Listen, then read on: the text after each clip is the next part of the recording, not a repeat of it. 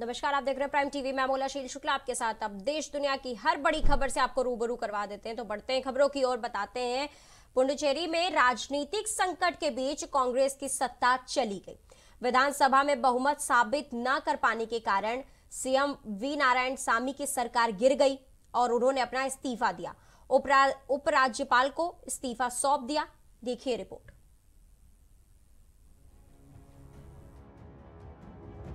पुडुचेरी विधानसभा में बहुमत साबित न कर पाने के कारण वी नारायण सामी की सरकार गिर गई।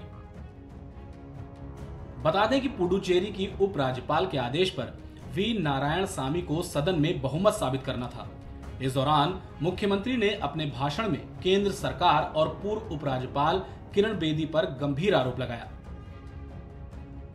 वोटिंग से पहले ही कांग्रेस और डीएमके के विधायकों ने सदन से वॉकआउट कर दिया, जिसके बाद स्पीकर ने ऐलान किया कि सरकार बहुमत साबित करने में विफल रही है। इसी के साथ सीएम नारायण सामी ने उपराज्यपाल से मुलाकात कर उन्होंने अपना त्यागपत्र दे दिया। इससे पहले विधानसभा में पुडुचेरी के सीएम वी नारायण सामी ने कहा, हमने द्रमुक और निर्दलीय विधायकों के समर्थन से सरकार बनाई। उसके बाद हमने विभिन्न चुनावों का सामना किया। हमने सभी उपचुनाव जीते हैं और पुडुचेरी के लोग हम पर भरोसा करते हैं। आगे उन्होंने बीजेपी सरकार पर निशाना साधते हुए कहा कि तमिलनाडु और पुडुचेरी में हम दो भाषा प्रणाली का पालन करते हैं, लेकिन भाजपा हिंदी को लागू करने के लिए जबरन कोशिश कर रही है। नारायण सामी ने कहा कि विधायकों को पार्टी के प्रति वफादार रहना चाहिए। इस्तीफा देने वाले विधायक लोगों का सामना नहीं कर पाएंगे क्योंकि लोग उन्हें अवसरवादी कहेंगे। महत्वपूर्ण बात यह है कि विधानसभा में फ्लोर टेस्ट से पहले मुख्यमंत्री वी नारायण सामी के भाषण में विधायकों के बागी होने का दुख भी साफ झलक रहा था। Output desk prime TV. अब बताते हैं आपको, जहां पे देश के कई शहरों में पेट्रोल 100 रुपए के पार हो गया है, तो वहीं राजधानी दिल्ली में पेट्रोल करीब 91 रुपए तक पहुंच गया है। डीजल की कीमतें भी कई शहरों में रिकॉर्ड पर चल रही हैं। ऐसे में एक बार फिर यह सवाल उठने लगा है कि आखिर सरकार टैक्स में कटौती कर रेट पर अंकुश क्यों नहीं लगा पा रही है। आइए जानते हैं कि इसके पीछे मोदी सरकार की क्या मजबूरी हो सकती है।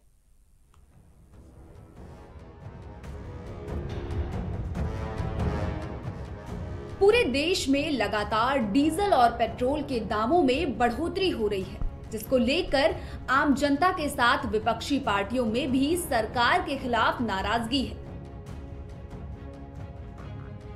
एक तरफ जहां आम जनता महंगाई से परेशान है, तो वहीं विपक्ष को मुद्दा मिल रहा है। वहीं बढ़े दामों को लेकर प्रधानमंत्री नरेंद्र मोदी ने कहा कि अगर पिछली सरकारों ने कच्चे तेल पर देश की निर्भरता को कम किया होता तो देश को महंगे तेल का बोझ नहीं सहन करना पड़ता। इससे ऐसा लग रहा है कि सरकार अभी टैक्सेस में कटौती करने के मूड में नहीं है। पेट्रोल और डीजल की जो रिकॉर्ड कीमतें चल रही हैं, उसकी सबसे बड़ी वजह यही है कि इन पर टैक्स बहुत ज्यादा है। देश के भीतर पेट्रोल या डीजल की कीमतों के तय होने के लिए हम दिल्ली का उदाहरण लेते हैं।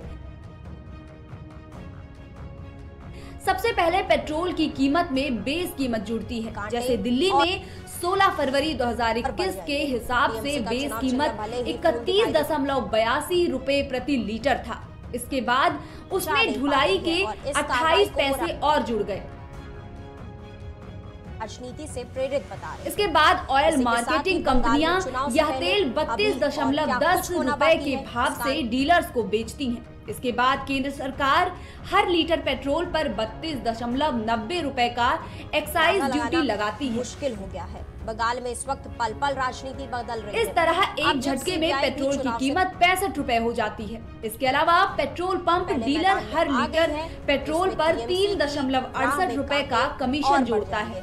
टीएमसी का चुनाव चिन्ह भले ही फूल दिखाई देते हो, लेकिन इस वक्त इसके बाद जहां पेट्रोल बेचा जाता है, उसकी कीमत में उस राज्य सरकार की ओर से लगाए गए वैट या बिक्री कर को जोड़ा जाता है।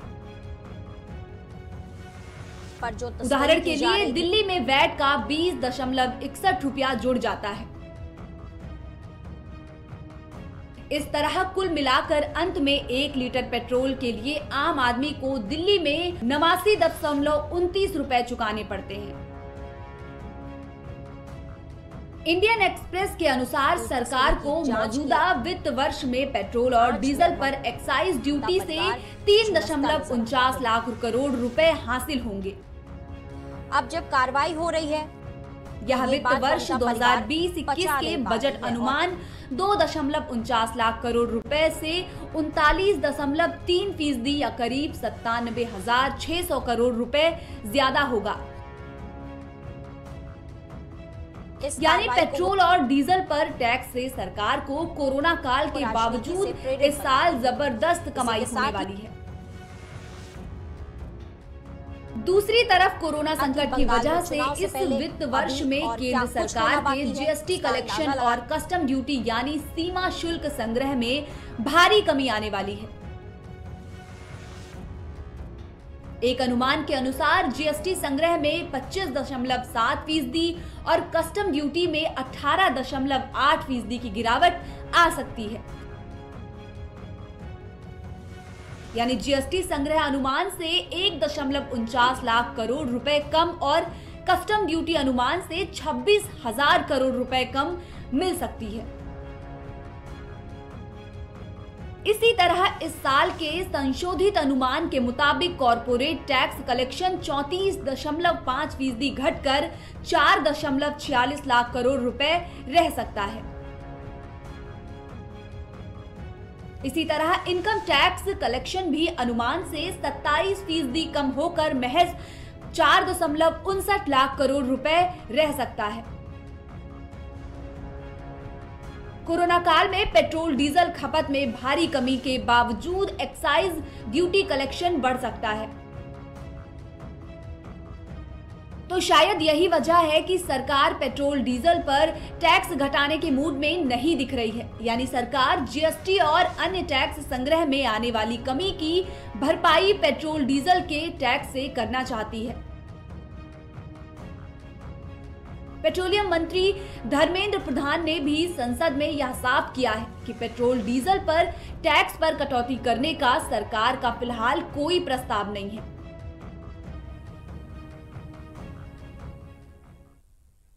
योगी सरकार ने अपना पेपरलेस बजट पेश किया। यूपी सरकार का ये बजट 5 करोड़ 50 लाख का था, जो अभी तक का सबसे बड़ा बजट माना जा रहा है। वहीं पेश होते हुए बजट और देश में बढ़ती हुई महंगाई को लेकर समाजवादी पार्टी के अध्यक्ष अखिलेश यादव ने भाजपा सरकार पर तंज कसा है। और क्या कसा है, देखिए इस रिपोर्ट में। देश में अभी पेट्रोल और डीजल के दाम आसमान छू रहे हैं। लगातार बढ़ते तेल के दामों की वजह से आम लोगों को काफी परेशानी उठानी पड़ रही है। इसी के साथ देश में बढ़ती हुई महंगाई को लेकर समाजवादी पार्टी के अध्यक्ष अखिलेश यादव ने बीजेपी पर तंज कसा है। बीजेपी पर तंज कसते हुए उन्होंने कहा कि जो 70 साल में नहीं हुआ वो भाजपा ने 1 साल में करके दिखाया है। अखिलेश ने कहा कि भाजपा सरकार में पेट्रोल डीजल के दाम इतने बढ़ गए हैं कि मुख्यमंत्री के गृह जनपद गोरखपुर के निकट सीमावर्ती इलाके के लोग नेपाल जाकर तेल भरवाने को मजबूर हैं। महंगाई कम करने के नाम पर वोट लेने के बाद क्यों महंगाई बढ़ रही है और सामानों के दाम दिन ब दिन बढ़ते जा रहे हैं। जो महंगाई 70 साल में भी नहीं आई वो भाजपा सरकार ने साल भर में कर डाला। इतना अपमान किसी का नहीं होगा जितना भारतीय जनता पार्टी की सरकार में अपमान हो रहा है।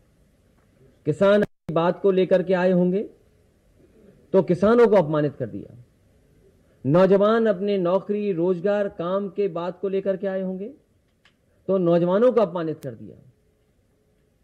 मुसलमान भाई या किसी वर्ग के लोग अगर कहीं आए होंगे, अगर मांग रखी होगी सरकार से, तो उन सबको अपमानित इस सरकार ने किया है।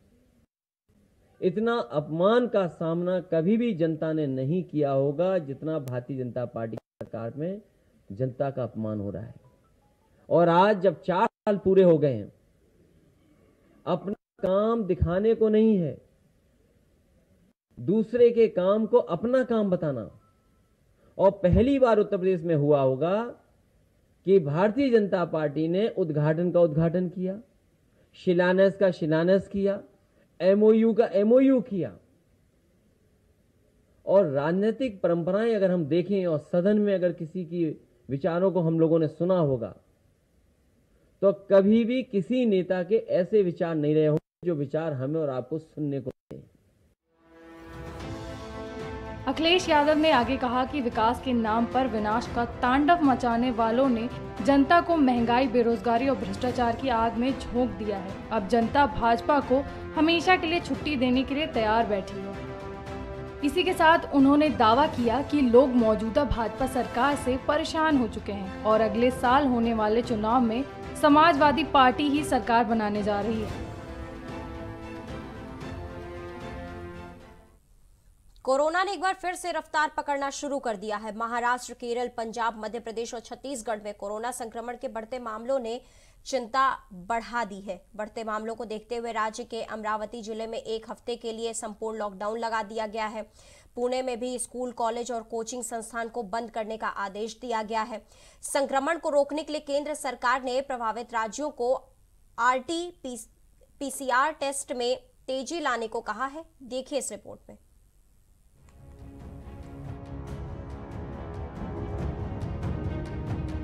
महाराष्ट्र एक बार फिर कोरोना संक्रमण की चपेट में आते नजर आ रहा है। वहीं स्वास्थ्य विशेषज्ञों और अधिकारियों का कहना है कि लोगों की लापरवाही के चलते कोरोना के संक्रमण बढ़ रहे हैं। लोग मास्क पहनना और 2 गज की शारीरिक दूरी का पालन करना छोड़ रहे हैं।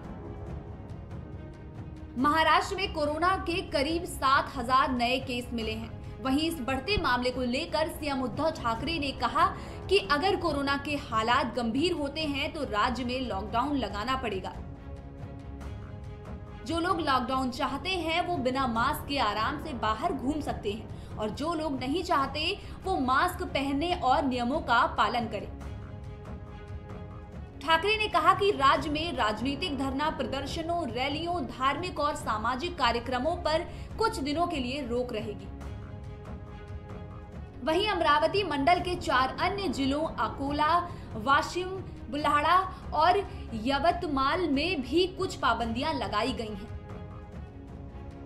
आवश्यक सामान की दुकानों को छोड़कर लॉकडाउन में सभी दुकानें, सरकारी और निजी शैक्षणिक संस्थान, कोचिंग सेंटर, ट्रेनिंग स्कूल बंद रहेंगे। लोगों को सुबह 9 बजे से शाम 5 बजे तक ही सामान खरीदने की छूट होगी। अमरावती में 709 नए मामले मिले हैं। कोरोना के बढ़ते मामलों को लेकर पुणे में भी 28 फरवरी तक सभी स्कूल, कॉलेज और कोचिंग सेंटर बंद कर दिए गए हैं। रात 11 बजे से सुबह 5 बजे तक आवश्यक सेवाओं से जुड़े लोगों को छोड़कर बाकी लोगों के घर से निकलने पर रोक लगा दी गई है। विशेषज्ञों और सरकारी अधिकारियों का कहना है कि लोगों की लापरवाही से मामले बढ़ रहे हैं। राज्य में पिछले 24 घंटे के दौरान 6,971 नए मामले मिले हैं और 35 लोगों की मौत हुई है। वहीं अगर केरल की बात तो केरल के अल्पुझा जिले में भी मामले तेजी से बढ़ रहे हैं। यहां साप्ताहिक संक्रमण की दर बढ़कर 10.7% हो गई है। इस दौरान 2,833 मामले भी सामने आए हैं। इसके अलावा जम्मू कश्मीर, पंजाब, छत्तीसगढ़ और मध्य प्रदेश में भी पिछले कुछ दिनों से मामले बढ़ रहे हैं। केंद्रीय स्वास्थ्य मंत्रालय ने महाराष्ट्र और केरल से बढ़ते मामलों को देखते हुए RT-PCR टेस्ट में तेजी लाने को कहा है। केंद्र ने कहा कि रैपिड एंटीजन टेस्ट से जिनकी रिपोर्ट निगेटिव आई हो उनकी अनिवार्य रूप से RT-PCR टेस्ट कराया जाए। इसके साथ ही वायरस की संरचना में हो रहे बदलाव पर भी लगातार नजर रखने का सुझाव दिया है। केंद्रीय स्वास्थ्य मंत्रालय की तरफ से जारी आंकड़ों के मुताबिक सक्रिय मामलों की संख्या बढ़कर 1,45,634 हो गई है, जो कुल मामलों का 1.32% है। इस दौरान 14,264 नए मामले मिले हैं और 90 लोगों की मौत हुई है। कुल संक्रमितों का आंकड़ा 1,09,91,000 से अधिक हो गया है। इनमें से 1,06,89,000 मरीज पूरी तरह से ठीक हो चुके हैं और 1,56,302 लोगों की जान भी जा चुकी है। भारतीय चिकित्सा अनुसंधान परिषद के मुताबिक कोरोना संक्रमण का पता लगाने के लिए देश भर में 6.70 लाख नमूनों की जांच की जाएगी। इनको मिलाकर अब तक कुल 21.09 करोड़ नमूनों का परीक्षण किया जा चुका है। पश्चिम बंगाल में जैसे जैसे चुनाव के दिन नजदीक आ रहे हैं वैसे वैसे वहां राजनीतिक हलचल तेज हो रही है। अभी तक तो बंगाल में राम बनाम दुर्गा चल रहा था, लेकिन अब बंगाल के चुनाव से पहले वहां जांच एजेंसियां भी कूद चुकी हैं। जी हां, ममता बनर्जी के भतीजे और सांसद अभिषेक बनर्जी की पत्नी को कोयला घोटाले में सीबीआई का नोटिस मिलने से राजनीति में खलबली मच गई है। टीएमसी दावा कर रही है कि ये सारी चालबाजी बीजेपी की है। टीएमसी का कहना है कि वो किसी भी कार्रवाई से डरने वाली नहीं है। तो देखिए इस रिपोर्ट में।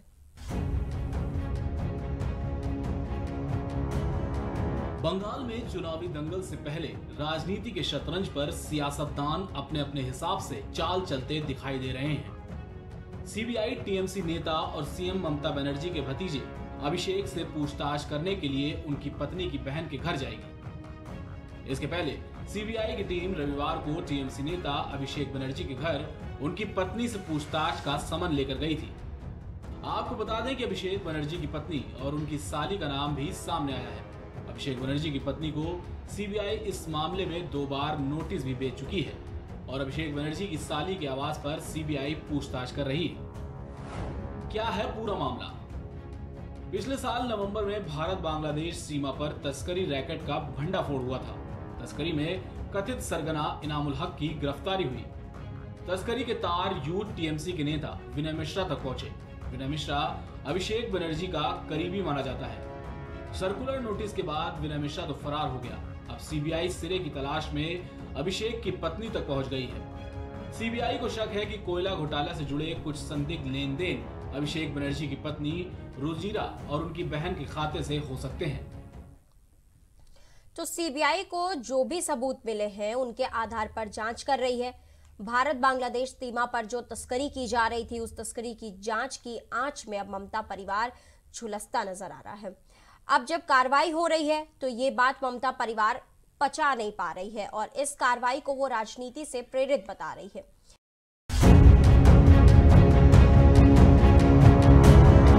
सीबीआई की कार्रवाई से ममता परिवार में खलबली मची हुई है। बंगाल में टीएमसी अपने ऊपर इस तरह के एक्शन होने के बाद हमेशा से यह आरोप लगाते हुए चली आती है कि इसमें बीजेपी की कोई चाल है।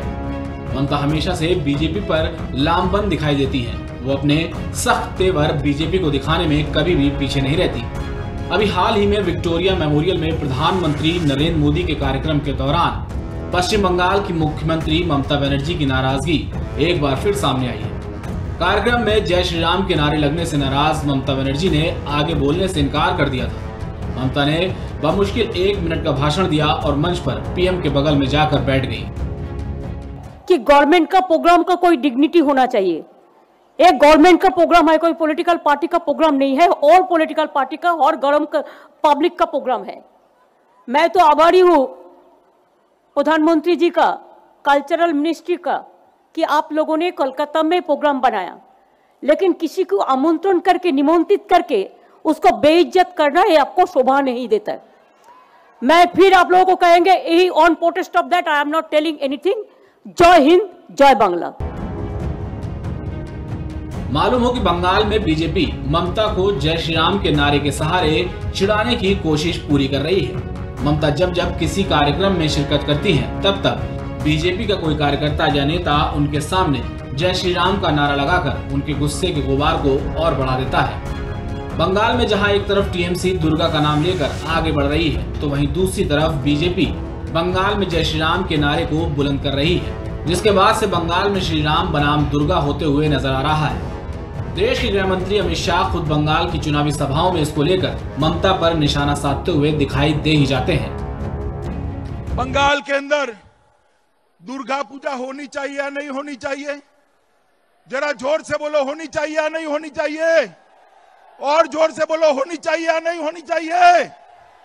दुर्गा पूजा के लिए कोर्ट में से परमिशन लेनी पड़ती है। सरस्वती पूजा होनी चाहिए नहीं होनी चाहिए? जोर से बोलो, होनी चाहिए नहीं होनी चाहिए? सरस्वती पूजा बंद करा दी थी। ये तो दबाव आया भाजपा का कि दीदी सालों के बाद सरस्वती पूजन करती हुई दिखाई पड़ी है। मुझे तो बहुत अच्छा लगा दीदी सरस्वती पूजन कर रही है। मगर दीदी, बंगाल की जनता को मालूम है आपने स्कूलों में सरस्वती पूजन बंद करा दिया है। मित्रों, यहां पर जय श्री राम का नारा लगना चाहिए या नहीं लगना चाहिए? अब एक बार फिर सीबीआई ने ममता परिवार पर अपना शिकंजा कसना शुरू किया है। तो एक बार फिर ममता बीजेपी को अपने सख्त तेवर दिखा रही हैं। धमकानी चमकानी और जेल टेल देखिए प्लिज আমাদের ভয় দেখাবেন না। এটা আমরা অনেক দিন আগে পার হয়ে এসেছি। বন্দুকের সাথে যারা লড়াই করে এসেছি তারা আবার র্যাটের সাথে লড়াই করতে ভয় পাবো কেন? নেংটি দূরের সাথে লড়াই করতে কিসের জন্য? ভয় পাওয়ার কারণ নেই। আমি ভাষার দিন, আজকে ভাষা দিবসের দিন, প্রতিজ্ঞাবদ্ধ হয়ে আপনাদের আমি অ্যাসিওর করছি, আমার বাংলা মায়ের কাছে প্রতিবদ্ধ হয়ে, প্রতিশ্রুত হয়ে আমি আপনাদের কাছে আমি অ্যাসিওর করছি, আমার যতক্ষণ দেহে প্রাণ রইবে আমি কোনো ধমকানি চমকানিকে ভয় পাই না এবং পাবো না।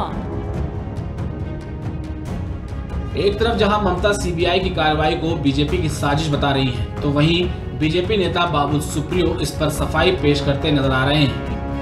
सेंट्रल एजेंसी सीबीआई হোক বা ইডি হোক বা এনআইএ হোক, এদেরকে এরা যখন তদন্ত করে তখন তদন্ত করার পেছনে এক প্রচুর প্রমাণ থাকে, দুই প্রমাণ সহ সেগুলো আদালতে পেশ করতে হয়। তারপরে আইন তার পথে চলে, কি জেল হবে, কার বেল হবে, কি হবে সেটা ডিসাইড করে।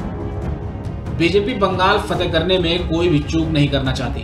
वो अपनी एड़ी चोटी का जोर लगाकर पश्चिम बंगाल का रण जीतना चाहती है और जिस तरह का माहौल बनाया जा रहा है उससे बीजेपी के चुनाव जीतने के आसार काफी साफ दिखाई दे रहे हैं। बीजेपी आए दिन चुनावी सभा में ये कहती नजर आ रही है कि बंगाल की जनता अब परिवर्तन चाह रही है, इसलिए बीजेपी ने पूरे बंगाल में परिवर्तन रैली निकालकर अपने इरादे साफ कर दिए हैं।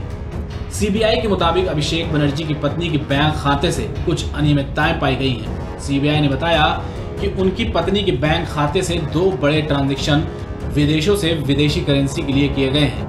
पहला लेन देन लंदन से किया गया, जबकि दूसरा लेन देन थाईलैंड से किया गया है। सीबीआई उनकी पत्नी का नाम कोल स्कैम कनेक्शन का आरोप लगा रही है। सीबीआई अभिषेक की पत्नी का केस स्कैंडल से जोड़कर छानबीन कर रही है। वहीं अपनी पत्नी पर हो रही कार्रवाई से अभिषेक बनर्जी बौखलाए हुए नजर आ रहे हैं और उन्होंने बीजेपी को खुली धमकी दे डाली है। কোথায় কোথায় বলছে আমাকে আক্রমণ করছে, বলছে তোলাবাজ ভাইপো হটাও। আমি বলেছিলাম, এখানে ক্যামেরা আছে, আবার বলছি যে আমার তোলাবাজি যদি কেউ প্রমাণ করতে পারে কোনো রকম দুর্নীতির সাথে আমি বিন্দু মাত্র জড়িত, আমার পিছনে ইডি সিবিআই লাগাতে হবে না, একটা ফাঁসির মঞ্চ করবেন, আমি গিয়ে মৃত্যুবরণ করব। এত বড় চ্যালেঞ্জ দিয়ে গেল। बंगाल में चुनाव से पहले अभी और क्या कुछ होना बाकी है, इसका अंदाजा लगाना मुश्किल हो गया है। बंगाल में इस वक्त पल पल राजनीति बदल रही है। अब जब सीबीआई भी चुनाव से पहले मैदान में आ गई है तो इसमें टीएमसी की राह में कांटे और बढ़ जाएंगे। टीएमसी का चुनाव चिन्ह भले ही फूल दिखाई देते हो, लेकिन इस वक्त ममता दीदी का रास्ता कांटों से भरा दिखाई दे रहा है। तो फिलहाल के लिए इस बुलेटिन में इतना ही, लेकिन देश दुनिया की तमाम खबरों के लिए आप लगातार बने रहिए प्राइम टीवी के साथ।